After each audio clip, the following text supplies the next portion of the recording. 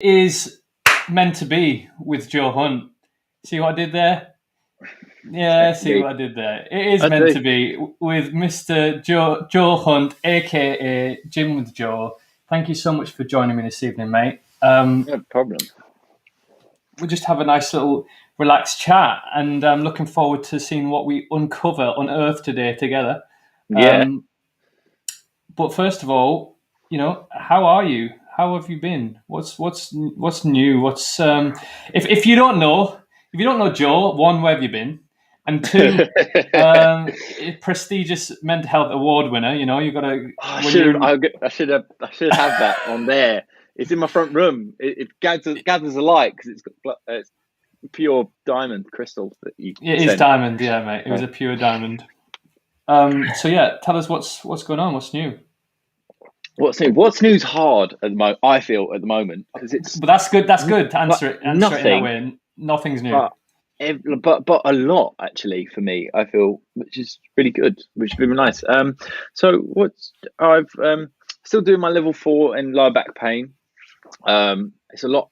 It's a lot more challenging than I thought it was going to be. It's quite anatomical and there are lots of interesting bits, and sometimes you get through like maybe 10 work pages and then after that 10 they're like, you didn't need to know any of that, but it's just good for you to know because you'll never do it. And I was like, yeah, that's I'm very much not like that. Twisted. I'm like, just tell me what I need to know. Yeah, I'm a shortcut person for the test. What's going to be on the test? What do I need to know to pass the test? Exactly, and like I've got like a normal like A4 workbook that you may buy from like Tesco's, and I've gone through a whole one of those. Had to start another one, and I'm in like unit 3, and there are 4 units, but unit 4 is split into 2. One of them being my practical. So it's just so, like I've gone through the whole thing, just writing down notes. Yeah. So that's been a bit of a challenge. So those who don't know, when Joe refers to level 4, he means like personal training qualifications. You have level 2, and then level 3 is the one, like the harder one to get, that most people have got, that you need to be a 1-to-1 personal trainer. And level 4 is like specializing down an avenue. Yeah, going down a specific avenue, which yours is lower back pain, because I believe you've experienced injuries in that yourself. Have you not? Yeah, I've had lower back pain. There was even a time in college where I was in 3rd year. I used to be a professional dancer, if no one knew that, / still doing the odd job here and there. But I remember being my 3rd year, and it was like for Move It, and it was the first year that London Studio Centre had done anything for Move It, and I was like laid flat out in a rehearsal for a thing I was meant to be in with ice on my back. And my dad has lower back pain, and he's just popped in on Instagram. Hi, Dad. My dad had lower back pain. My mum has had lower back pain. My brother gets really bad lower back pain. He called me up maybe about a month ago, literally just like, Joe, I can't move. How can I get out of bed? I had to like walk him through how to get out of bed. So it's something that's quite close to home. It's like 85% of the UK public suffer from lower back pain in one way or another, and I was tired of getting back pain myself, and also just wanting to people to be the best that they can. And I don't like it when I can't answer questions, and I'm very honest. If I can't help you, I'll just go, I'm really sorry, I can't help you. Maybe this person can help you, or this person can help you, because at the end of the day, it's not all about me. I don't want you. I want to help you. That's my route. So that's why I then was like, right, I'm going to do something specific, learn about it, so I can actually pass on that knowledge and actually help people, rather than having to constantly defer people away. You can go, oh, I can be the person that helps you now. yeah, definitely upskilling and from a place of familiarity and like you said, probably a little bit of hereditary in there as well. So we touched on professional dancer, touched on PT. We've because you've been on mental health a few times, but you haven't been on the mental health podcast before. No. So let's just rewind a second, and let's tell us a little bit about Joseph Hunt, a little bit about him, where how we know each other, upbringing. You've already mentioned mum, dad, brother. You're giving us a lot of little clues, but just talk us through it from in your own words. It's always good to try and rewind. I'm so mysterious. I just give you little inklings. Hi everyone. My name is Joe. I am from Kingston. I was born in Kingston. Went to school around there. Went to an all-boys school called Southborough High School. They started dance. Well, I started a stagecoach because I was quite a shy kid, which you will never really know nowadays. And then took a liking to dancing. Went down a dancing route during my adolescence. Then went to a normal college, but studied. I went to study normal A levels, but one of my A levels had to be dropped because it couldn't. There weren't enough people that signed up to the course, and because of that, I then ended up moving over to the BTEC in dance. From there, ended up going to London Studio Centre, dance there. So let's just pause there. So we got up to went to dance college, right?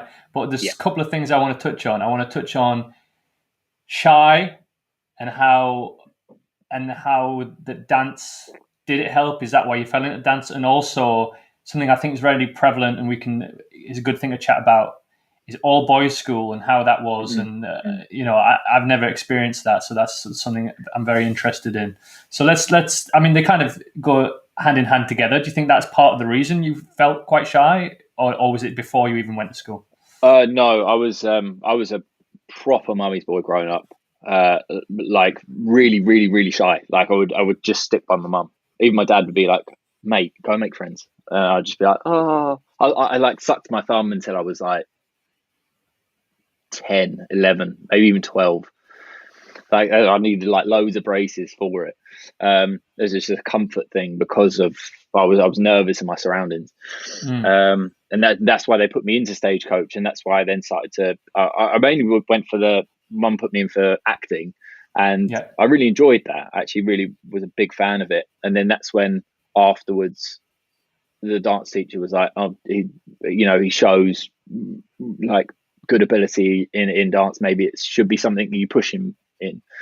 And then I ended up going for an audition for a pantomime when I was about 13. And then that's when the lady that supplied all of the dancing kids sort of were like, do you want to come to my dance school? And that sort of set me on that. Set you on that path. So it was a specific choice to put you in dancing to help you come out your shell, or put you in acting, performing. Yeah, specific because I used to do karate before that with my dad, if I can remember correctly, and I used to go down to the like local rec center. My dad used to train there. He used to not professionally bodybuild, but he used to bodybuild for himself. And we then did karate there, both of us, up until I probably just like lost interest in it a bit when I was about 8, 9. That's I was still quite shy then, and then that's when they put me into stagecoach, and I had them both going. I think I just found more myself opening up during stagecoach. So I stopped doing karate and then went down that because I was quite enjoying it. Do you remember the feeling of being shy, or do you just remember it that people, when you look back, did people just tell you were shy? Can you remember the feeling? I can kind of because there is part of me that still is shy. When you know me, you would never know. And I think dancing has a big impact on that. Like you become quite confident. You have to be quite a confident person. But you put me in a brand new scenario. I'm not the first person to talk. I can be very, not awkward, but I can just be like, oh, nice to meet you. And then maybe I'll just stick to someone that I know. And it won't be out of being rude. It would be like, sometimes I find it quite hard to just chat to people sometimes. Other times you might catch me and I'm in a good mood. And it's a good day and I can talk to anyone. And I can talk to anyone, but the conversation flowing can be the difference. Sometimes it's stilted. It's interesting because obviously I know you as a person, I know you as a friend as well. It's interesting that you have that opinion of yourself because I definitely, see that side of you, but more so, I often see that you make other people feel comfortable when they do talk to you. Do you know what I mean? Like what you can talk to anyone, especially you're good, and I don't mean anything,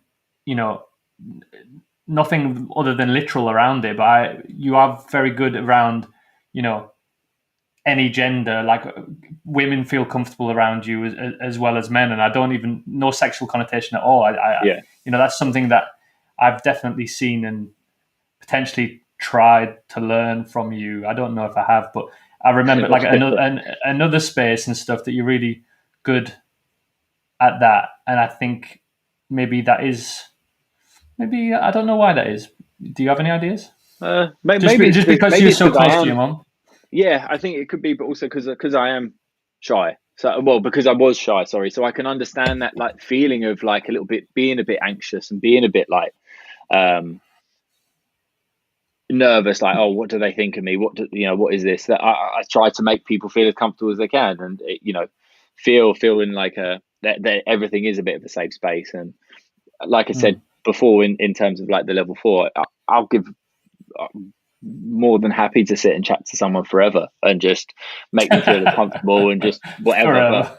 But yeah, till I run out of things, and then that's when I just start looking at things and saying things, just like, oh, wine bottle. Do you drink wine? And then we'll start from there. So what was it like being in an all boys school, and what age were you from in that environment? So a lot of the schools in my area were same-sex schools. They weren't necessarily like grammar schools or anything like that. It was just there was, I think, 1 or 2 mixed schools, but then there was about 7 same-sex schools. So is this from 11 years old, or is this? Yeah, from year 7. So I think it's about 11, 12. So yeah, and the same-sex schools were then then the mixed schools were then a little bit further out as well. So I chose the school I went to, and even then that was a weird choice, I feel, because I don't know how I've always done it, but I've always gone off on a tangent, like. A lot of people like this conversation right now. Yeah, where my primary school was, they all went to an all boys school called Richard Challoner, which was like the school that everyone went to. But I went to Southborough High School with like 1 or 2 others, and then from there, everyone went into being an electrician or a plumber, or a builder. And I went over to dancing and went to a college that no one even went to look at. Everyone went to Nescott College, or they stayed at the sixth form there. I always feel like I've done that. I've always just gone off on my own. But yeah, it was a weird environment being. Because I know now, coming out the other side of it, that you're an advocate for learning and mixing genders. Especially when it comes to the fitness space and stuff like that. So I just wondered,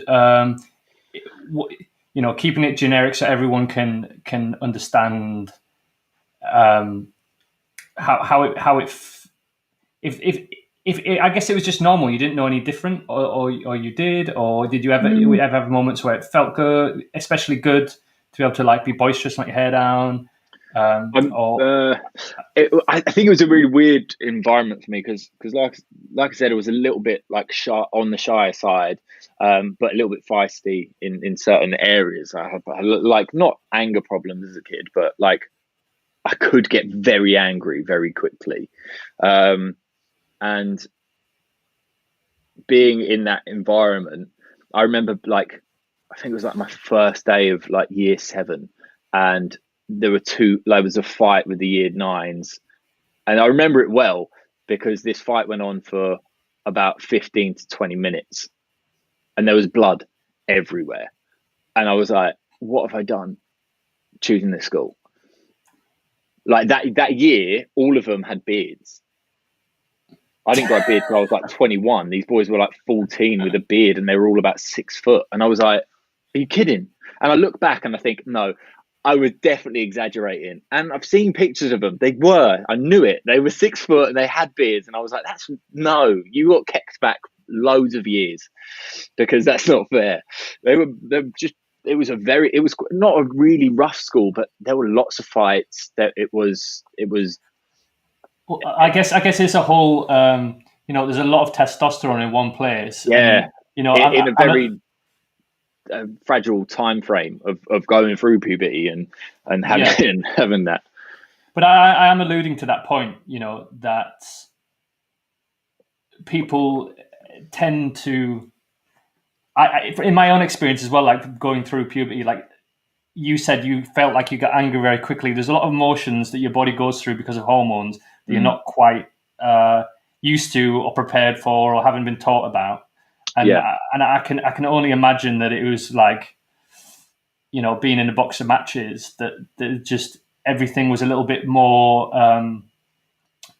exaggerated because there was no feminine side of things to like even it out slightly.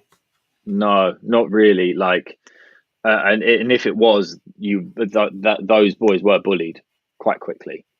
It wasn't the best environment to be like, in terms it wasn't a particularly clever school either.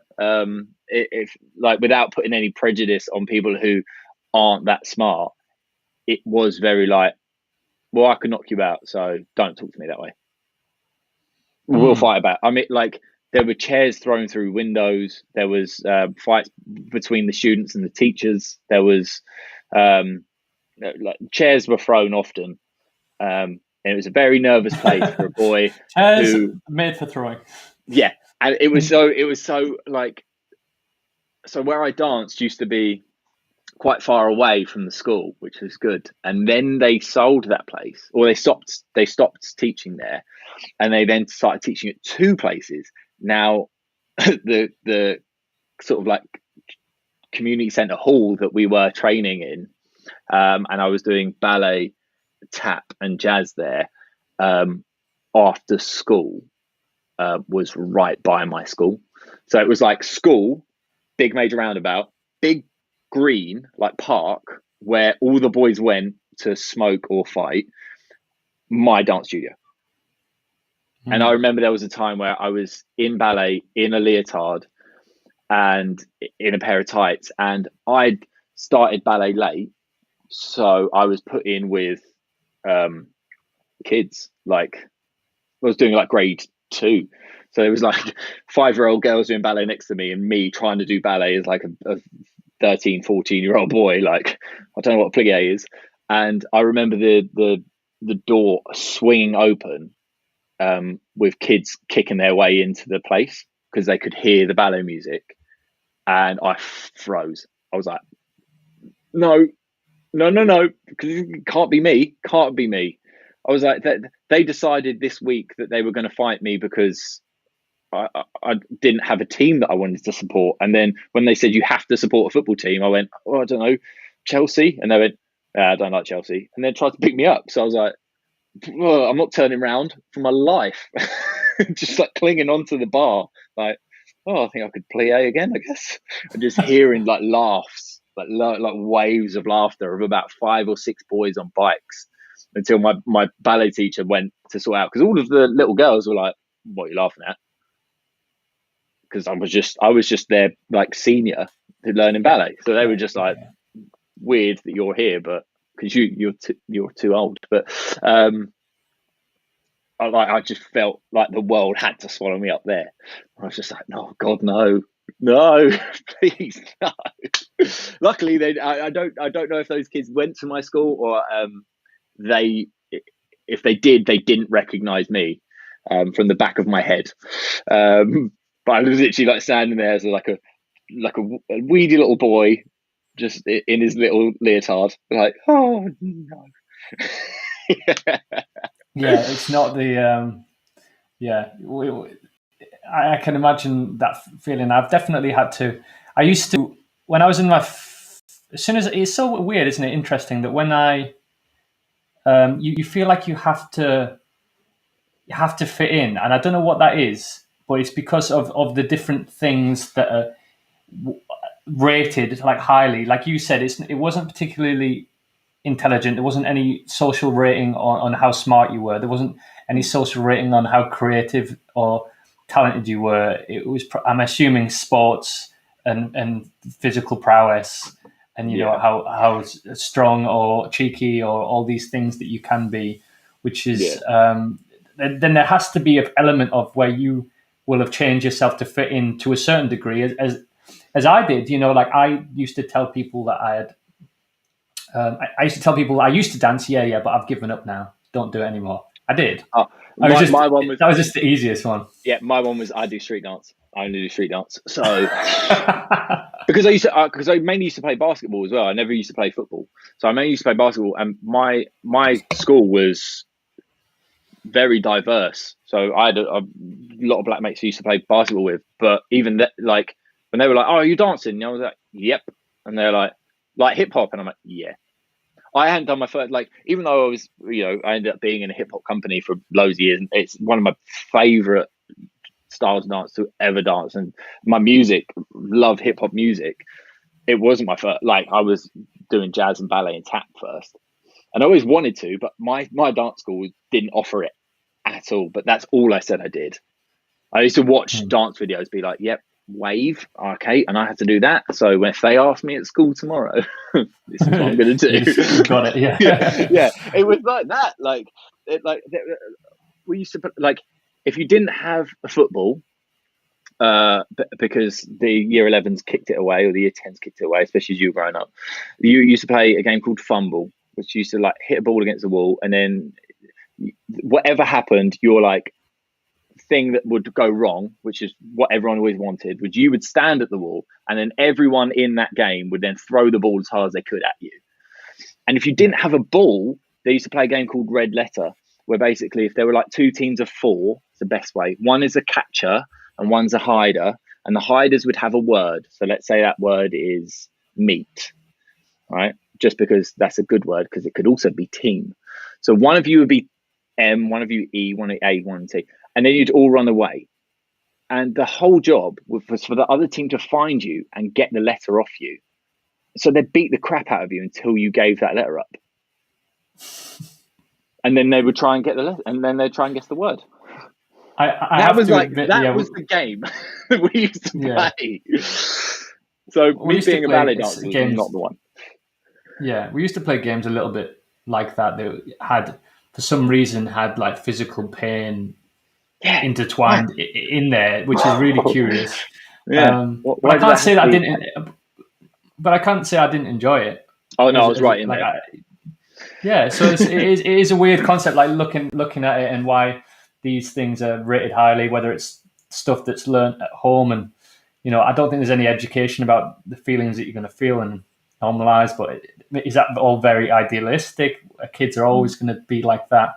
It's a really, really hard subject, I think there's a part of it that's just like finding your place in a way. Like, you have to test your boundaries in some sort of the other. So when you've got your peers around you, so you're like, everyone's about my size, everyone's about my height. Some are bigger, some are smaller. Where do I fit in? And when you get beaten up by a big guy, you're like, okay, not that big. And then if you get beaten up by a little guy, you're like, okay, don't mess with him. And then you like find that little like area. The same was like, I feel like that is literally like, you're like, okay, I found my little part, and then this is like, right, okay, now I know where I am in school. Be a bit wary of him. I don't worry about. It's weird that later on in life, I think that things that men are more scared of is made to being look stupid, and if you look less intelligent sometimes or proven wrong, you look stupid. So that's what interests me, is in that there's never got that opportunity to look academically stupid, because people would you'd lash out before that was even a possibility. So it's it's interesting. I have no answers, and I'm not even sure if this conversation is making any sense to the people that are listening along. But I have had that thought, though. I know that we're going to potentially continue down a very confusing road, but you can intellectually outwit someone and make someone feel like completely worthless with your words. Now, usually when you have a fight, I've been in next to none, so I'm not talking from experience. Whenever I've seen a fight, Bang, bang, bang. People get punched, and then usually people walk away. One of them not so fast, right? But usually that's about it. And one feels good, the other one. But then that person does heal, and they're okay with it, and they're like, well, I probably won't, be as mouthy, maybe. When you're intellectually taken down a peg or two, that is like psychologically does hurt. And there's no like, obviously, but if you were to fight someone and then you were to be beaten and you could then press charges and then you be done for assault, that's a thing. But if you were continuously beaten mentally, there's nothing you can do about it. No, I think there's definitely some interesting points from that. I don't think that, in a physical fight, and depending on the age range and how lasting effect it might not have, but also like physical abuse in certain ways could also have lasting effects because the psychological stuff that goes with it.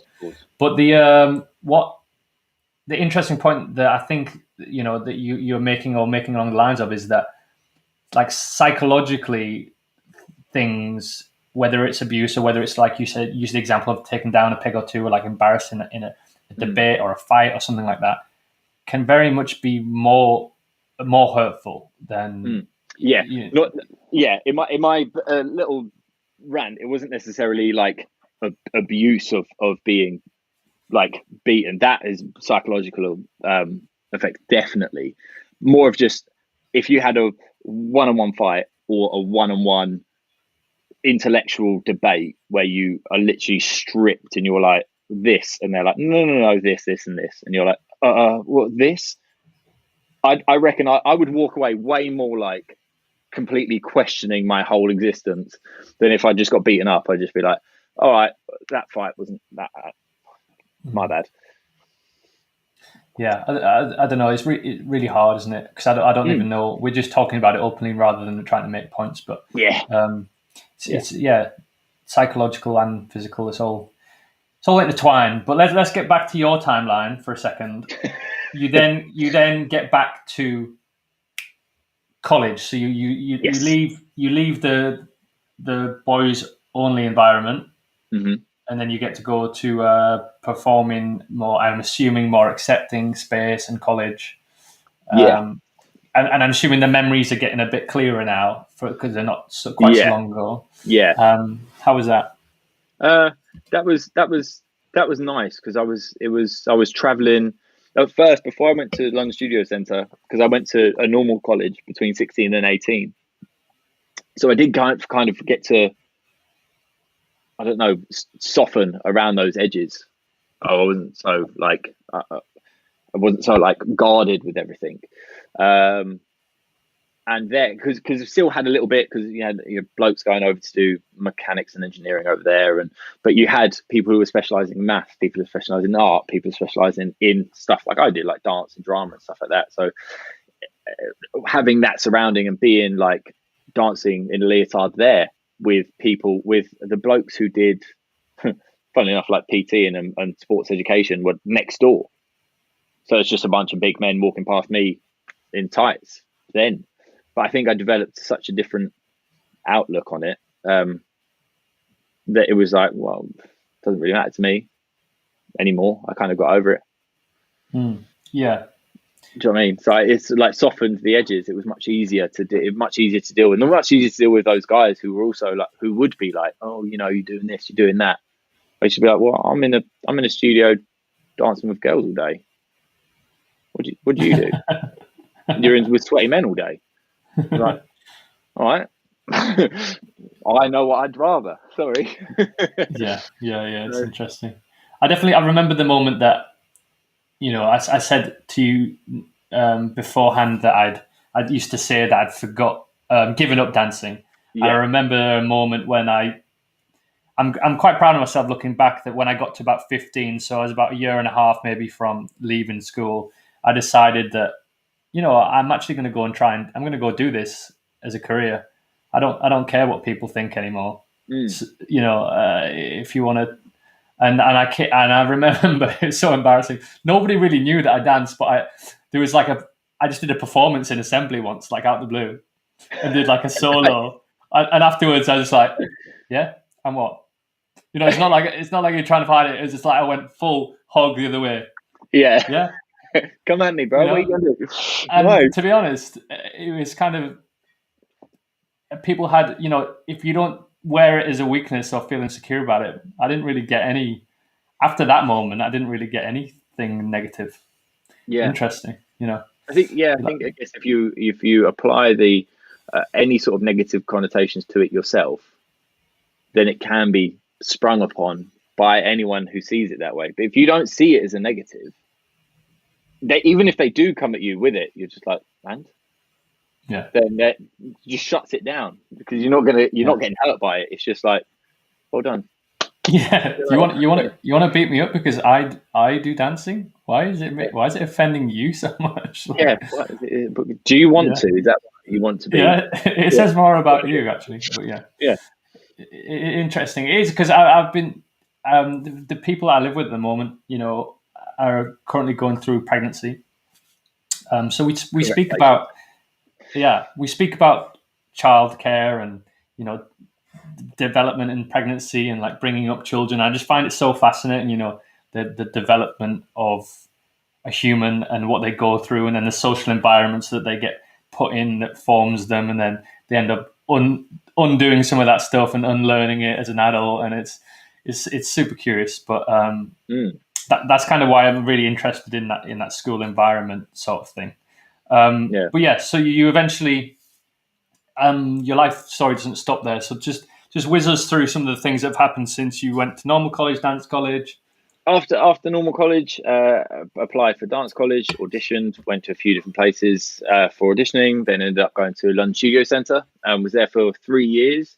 I enjoyed most of my time there. There was a point where I was just like, not that I'd learned enough, I just thought that place, it had taught me everything that I could take from it. Even though if it had more to offer me, I'd learned everything I could from that place, and I needed to divulge and learn from somewhere else. And that's why I decided to go into different companies and learn different things, and go to Pineapple and other dance studios that I would pay to dance in. Not that I wasn't paying as a university, but you know what I mean. And learning from them to almost hone what I wanted and sharpen it, rather than being such a broad spectrum of different things that I could do. Then I was a professional dancer for 8 years, I guess, really. And then I had a lot of times where I injured myself. I've broken a few bones. I've torn a few things. I had a job where I got something called a slap lesion, which is 2 tears in my rotator cuff. So I couldn't lift my arm.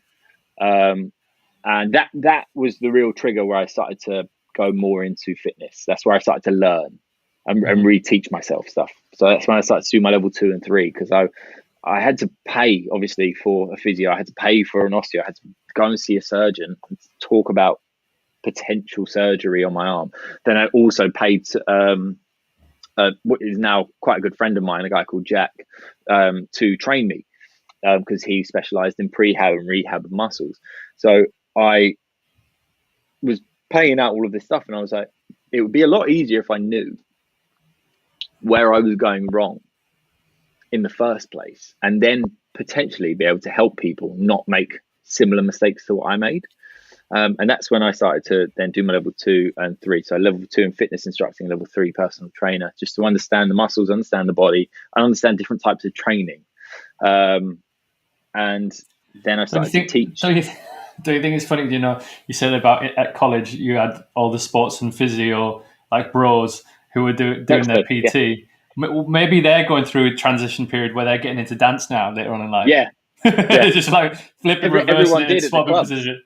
Everyone was just then here in the clubs, and it was me all like, giving it all diversity. And weirdly, like anatomy was a subject that I should have learned at studios. It was a subject I was meant to go to. I was not interested in it at the time. It's little annoying things like that I'm like, I just listen. I should have been. The thing is, I think that's what's interesting is when it comes to learning, you have to be ready to listen. You have to have a reason to want to learn things, don't you? Yeah. And, I never really took applying that to myself, I never really took languages as a child at school. We didn't have to. I had the fortunate opportunity to be able to like pick whatever subjects that I wanted. It didn't have to be from like a certain category. They just made it work. Languages is one of the things that I wish I'd done and wish I had a bit more inherent knowledge of, because it's so applicable to when you start, fleeing the nest kind of thing and traveling the world. A language is super important, super impressive, really good for cognitive function, and practical. Whereas, unless you're doing something more specific, I love maths, don't get me wrong, but pure maths to a certain degree, forgive the pun, is is not that applicable to everyday life unless you work in something that's very specific. Yeah, for sure. I mean, like, so you wish you wanted to learn at that time, but it's just timing, isn't it? You wanted to learn now, so. Yeah, I mean, on that same vein that you just said, like, my mum is Italian. I don't speak Italian. She was born in England, but my grandparents speak Neapolitan, so it's the dialect, which is not necessarily Italian by any means. But I don't understand half my family. If they want to go off in Italian, it's literally like you've just shut off my hearing, because I have no clue what they're on about. So I do fully understand that one, and it is an annoying thing. It's because for me, Spanish would have been really good. Spanish is spoken quite broadly. So what type of learner do you think you are, Joe? I'd say I'm a like a visual and physical learner better than, see, that's my dad, Neapolitan, because they're completely different. But I would say I'm a visual learner. I mainly sort of honed in on that at college, I think, because singing was difficult and tap was difficult for me, because people would just go, oh, just do this, and I'm like, well, I can make it look like that, but I can't make the noises unless you tell me what I'm doing. And when you tell me and break it down, I'm like, oh, okay, yeah, I can do that. And same with my studies at the moment, it's loads of written stuff. What I have to do is I read it and then I write it down. So I'm actually doing it, and then as I reread it, as I write it, then it starts to go in. I can't just read it off the screen and be like, cool, got it. Yeah. I have to like ingrain it into my memory, otherwise it would just disappear. So I'd say a physical and visual learner is the best thing for me. I think it's a dancer that makes sense, and a PT. yeah. That's very appropriate skill sets or learning sets for the. I was going to say, what's the word for job? Jobs that you've done. I can't think of the word. Yeah, occupation. That's the word. Occupation. Yeah. All right, cool. So now, actually, you are going to be doing some, because the rules. Lockdown is like, coming out of lockdown a little bit. I want you to tell us briefly about. You're going to be doing some classes for people who want to get more active again. Because Joe's a wicked person. Especially if you're feeling like a little bit anxious socially or anything like that, and you want to go work out, he's a great person for that. But secondly, then talk us through. I know you've been through a few like ups and downs during the different lockdowns. So talk us through what the last year's been like a little bit for you as well. As a trainer, it's been quite difficult. And obviously there's been no sort of dance work to keep that going either. And I went traveling for about 6-7 months just before. So all my clients sort of that I had built up a sort of relationship with, I didn't really know anymore. So it's quite hard for me. So during the first lockdown, I did a lot of free stuff just to keep people active and keep people moving and give them something just to look forward to, I guess, but all just to stay active and stay sane and be able to chat a little bit as we worked out. And have a little bit of back and forth. And I did that for a little while, and then it started which to was open amazing, up. by the way, because I used to join Thank in, you. enjoyed that. We did it with like in conjunction with mental health, and that's why you're the recipient of all the time and knowledge and effort you give to people. That's why you got the award. But and then lockdown 2 felt brief. I went back to teaching. Developed a few little clients that were quite interested, but it didn't really materialize. So during the second one, because it was only like a month, wasn't it? And then it felt like it was just a bit of a halt, if you like, on stuff. So I just focused on. That's when I first decided to do my level 4. So I just started to do that, and then this one was a real challenge because I feel like no one saw the end, and being on furlough is, rubbish. You're on like 8%, but you are on 80% of what you're earning, especially if you are someone who's on PAYE. It's quite good. Like, you are still earning money, like, compared to those who are self-employed, who might not be getting big grants, are really struggling. You are having that money, but people are used to getting stuff without having to do much anymore, I feel. So when I've offered stuff like, here's a little taster of what I can offer you, and I keep here's a little bit free, here's a little bit free, here's a little bit free. But also, if you want to focus specific, if you want to get real, like, about what you want, you have to pay a little bit. They're like, I'll just find someone else who does them online as well then for free. And you kind of lose. I lost belief in myself a little bit. Like, I lost the value of myself, because I was like, here's this much. I mean, I've spent X amount on my knowledge. My knowledge supersedes some people and this thing, and it's not that should be, but I paid for it. So, for my expertise in the subject, this is how much I charge. And it would be like, oh no. And you're like, oh, is that too much? Is that like, and then you start to question the value of what you have to offer. And then you just less and less and less and less and less and less. And then you're like, this, please? And then you just offer things for free again. And then they're like, okay, I'll take it for free. And you're like, oh, no, now I'm in that cycle again. So I gave things out for, I did a few things at the beginning of this lockdown. Then I was finding it very draining on my mental and my physical. So then I just started training for myself, and offering a few things. And like, I was still teaching for I started to teach for Dig Me, one of the places I teach. I started to teach for them online, and they asked me to basically teach a mobility class, but I had to sort of come up with how it was going to run and the concepts ish. So I was doing that been doing that for a while.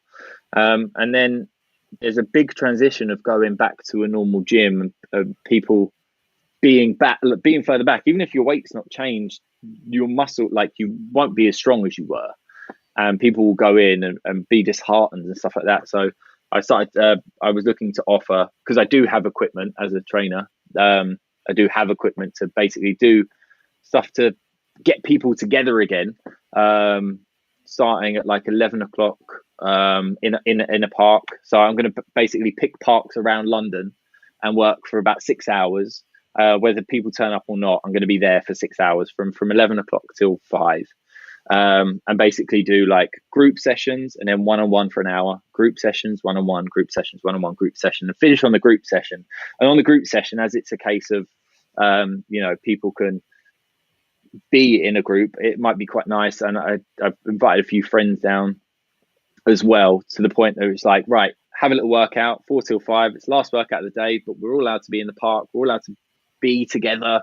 If you've got questions, or if you just want to say hi or meet new people, bring a tin with you. Bring a gin and tonic, or bring a can of beer or something like that. So we work out, have a bit of food or like some snacks, and have a little drink and have a little chat, and then sort of like bring back that normal that we've all kind of lost. That's sort of like what I'm trying to offer for now. And I'm starting at Greenwich on Thursday, and then potentially Hyde Park on Friday.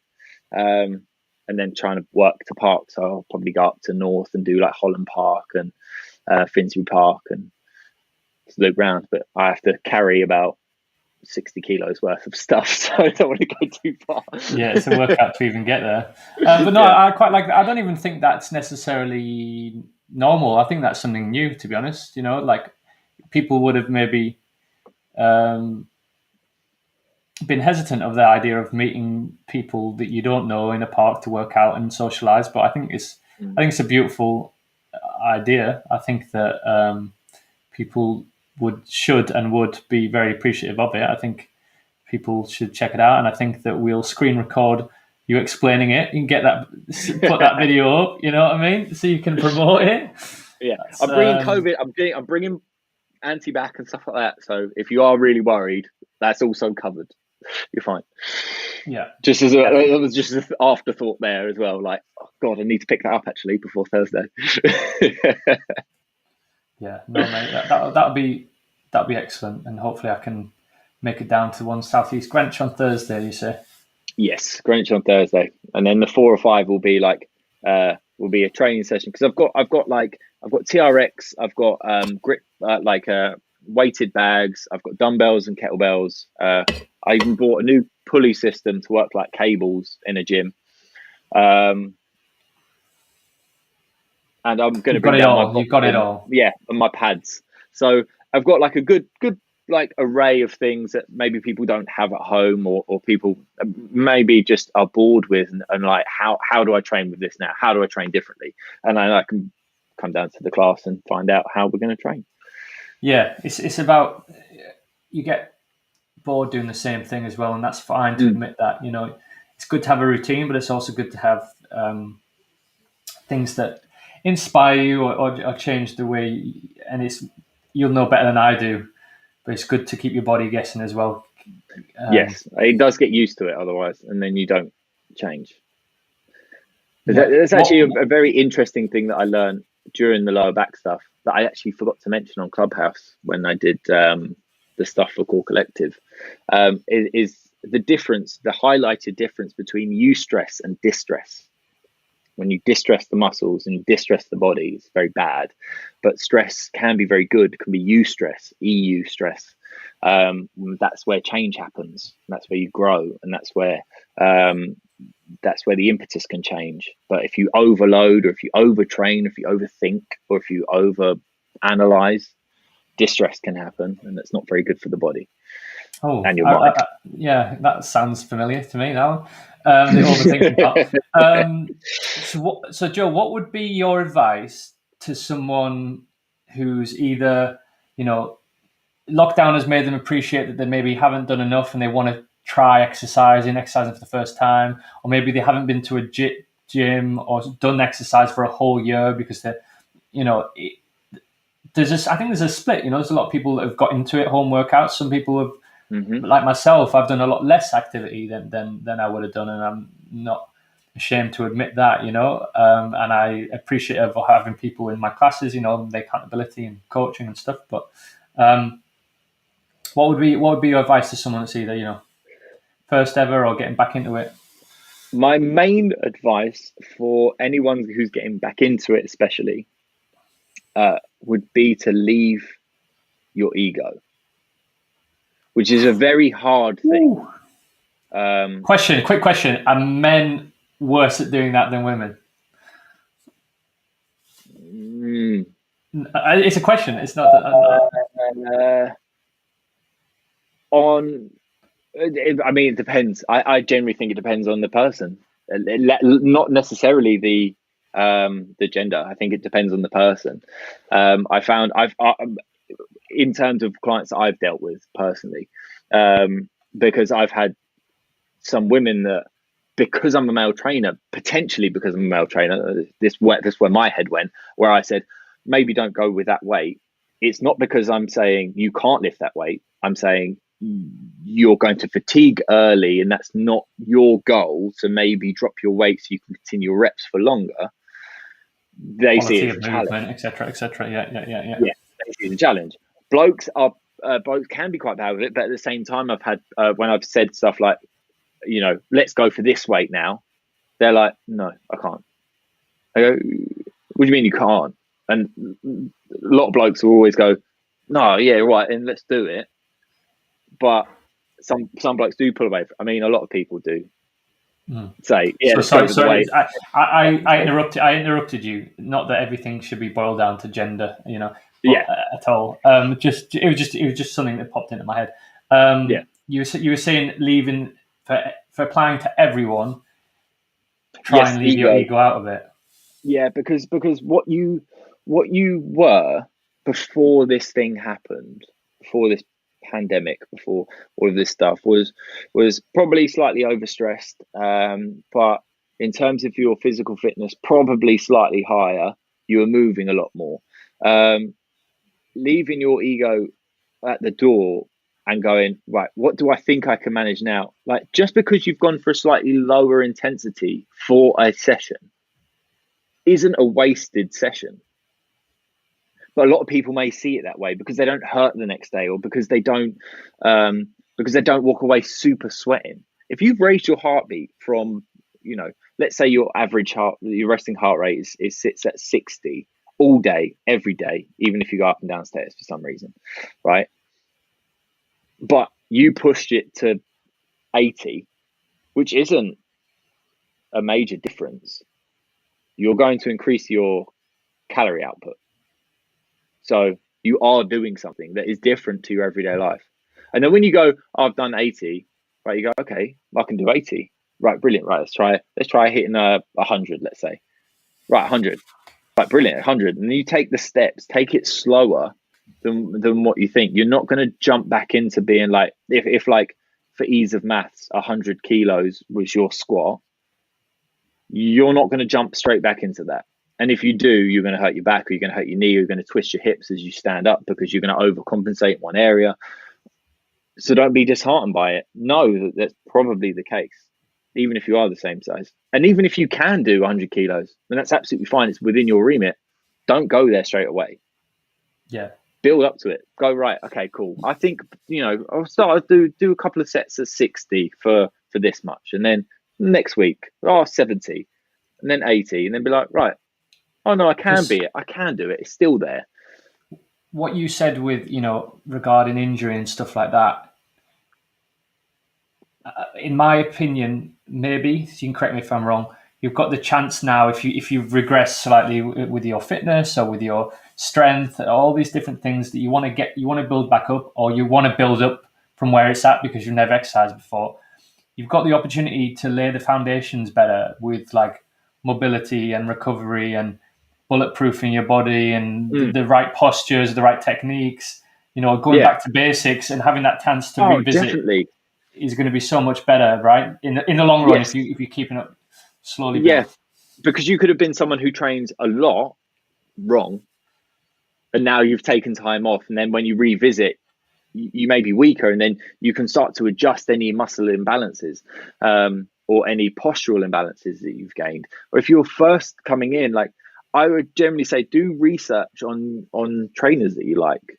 Have a real look at what they have to offer. And if you don't have any understanding of what they are doing, look at it and think, would that hurt? Not muscularly like oh God, oh my legs are sore because I did squats. Would that hurt me in a negative way? Because there are a lot of trainers that say they're doing things, especially at the moment, because it was such a thing to become popular to do workouts.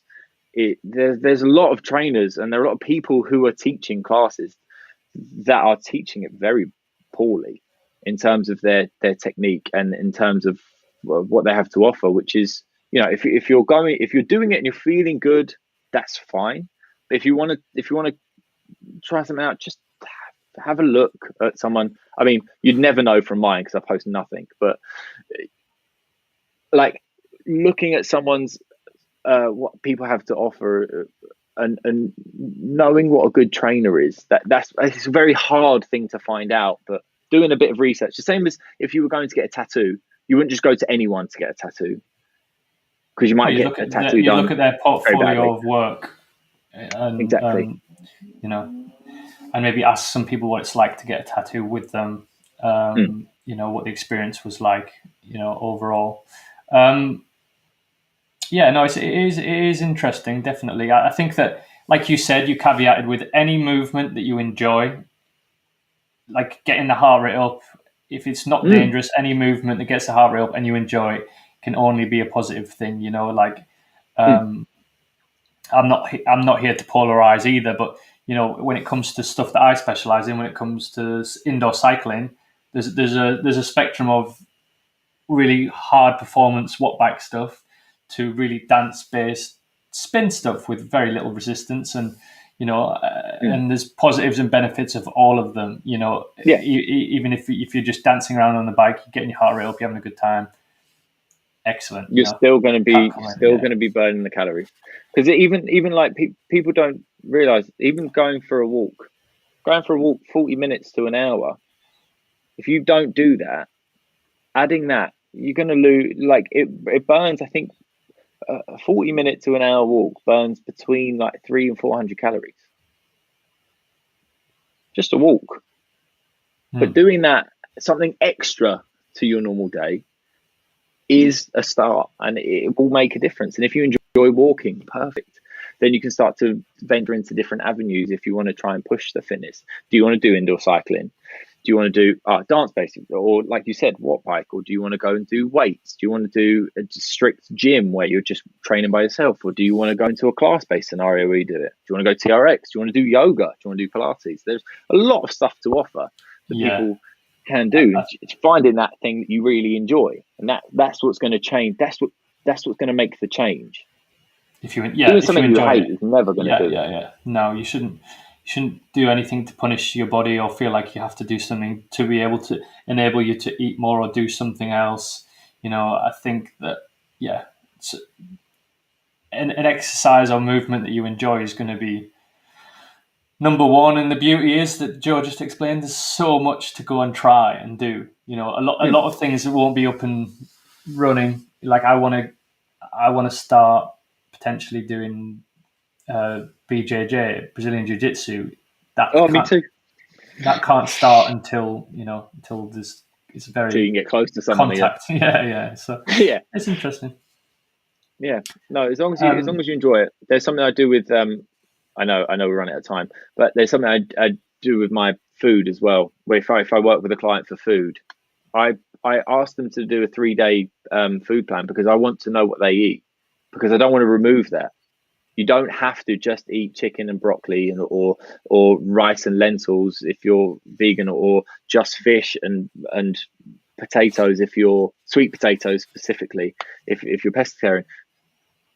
You can eat the things that you enjoy to eat, and if you do it that way, you're more likely going to stick to it and enjoy it and get to where you want to go to, rather than pigeonholing your diet to something you're not going to stick to because you're not happy with it.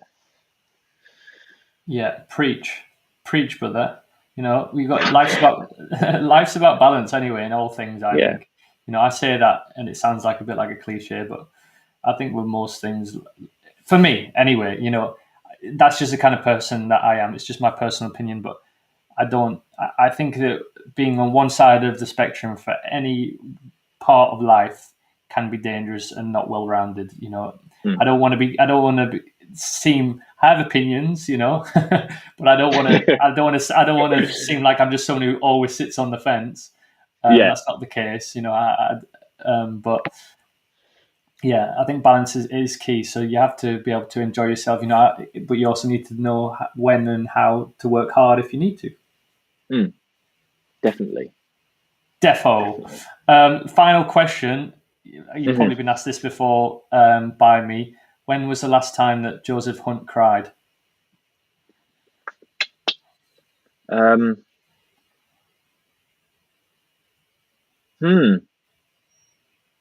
think last time you asked, I knew. I don't think I have recently. Potentially, it's been at a film, a sad film. That's all right if you don't know. I actually don't think I do. I actually don't think I can remember the last time. It's definitely been a while. Even when I felt like during this lockdown, I felt really down. I don't think. I think drinking also helps me cry. And every time I've had a drink recently, I've been in a very happy place. I've almost normally I drink when I'm sad, but at the moment I'm just drinking when I'm happy, and I'm like, oh, I have one or two and no more, and that's weird for me. I haven't been doing that a lot really in my life. But no, I don't think that sounds like a massive positive. Yeah, I think I've taken time when I have felt sad to sort of like sit in it and feel it, and then just go, okay, this is how we're doing today. So this is it, and tomorrow's another day. It's fine. Like, have a drink, watch shit TV all day, or play computer games, or I've taken up the guitar as well. So I might just sit there and play guitar and make things up, and then after a while, like whether I'm playing guitar or I'm losing myself in the TV or I'm having a drink and in a positive way for some reason at the moment, which is lovely. I feel myself being pulled out of it, and I go, oh, it's not that bad. Like we've been locked up for so long. Sometimes I've got a lovely view of London from here because the sun sets there, and I've got a window that's there. And on a lovely day, I'm like, oh, it's bloody nice, isn't it? And it kind of just even if I've had a crap day, it's there, and I'm surrounded by very good friends and good family, and I speak to them quite a lot at the moment. So it's very lovely. I'm very blessed and I'm very happy. So I genuinely, when I've been down, I haven't had a time where I felt that down that I've cried. Good man. And I think something that you said is really important is that, to take heed in the fact that whether it's been constantly or whether you've been have certain things that you can have outlets, have been locked up. So don't be hard on yourself. You're gonna have behavioural changes that people, you're gonna feel sad and ups and downs. You're gonna you're not had the normal outlets that you usually would have. Even just having a chat like this is like, I'd go to the pub once or twice a week and have a couple of pints and talk a load of crap, but I luckily asked them to do it here, in front of everyone. But some people don't get to do that at the moment, and then they don't realize that they're not doing it, and they don't have these emotional outlets and whatever. So I think everything is important, and most importantly is not to be hard on yourself. Yes. Yeah. But we're way over and out of time. But Joe, thank you so much for jumping in last minute and spending your Monday evening with me. And I shall see you soon, and hopefully on Thursday, Greenwich, if anyone's wants to come and work out with us. We'll see you then. Be lovely. Thank you very much, mate. No worries, mate. Thank you for everyone that watched. Bye. Cheers now. Bye.